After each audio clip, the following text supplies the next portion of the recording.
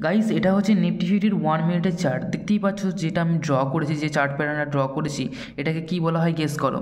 এটাকে বলা হয় সিমেট্রিক ট্রায়াঙ্গেল। ঠিক আছে গাইস, এরকম হবে এবং ব্রেকআউটটা যেদিকে খুশি দিতে পারে, উপরের দিকেও হতে পারে আবার নিচের দিকেও হতে পারে, আপওয়ার্ড অথবা ডাউনওয়ার্ড।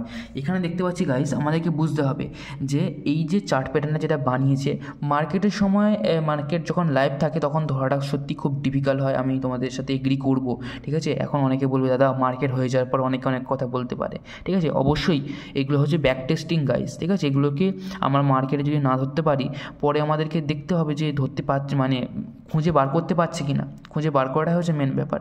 এখানে দেখতে পাচ্ছি যে গাইস মার্কেট এখান থেকে ধীরে ধীরে দেখতে পাচ্ছ একটা রেঞ্জের মধ্যে, এই যে রেঞ্জের মধ্যে ন্যারো হতে থেকেছে। ঠিক আছে, ন্যারো হওয়ার পর এখানে দেখতে হবে যে নিচের যে লাইনটা, নিচের যে ট্রেন্ড লাইনটা, এটা কিন্তু পোটেনশিয়ালি ব্রেক করেছে। আমি একটা লং ভিডিও আমি ছাড়বো, তোমরা দেখতে পাবে, এটা নিয়ে একটা ডিটেলসে ভিডিও বানিয়েছি।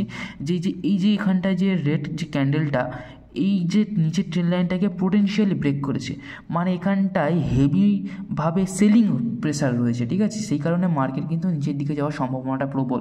আমরা যদি এরকমভাবে লাইভ মার্কেটে টানতে পারতাম আর যদি ট্রেনে যদি বসে থাকতে পারতাম, তাহলে বোঝা যেতে পারতো যে মার্কেট কোন দিকে যেতে পারে।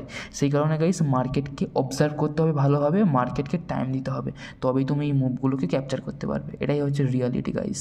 ঠিক আছে, thank you so much for watching my video.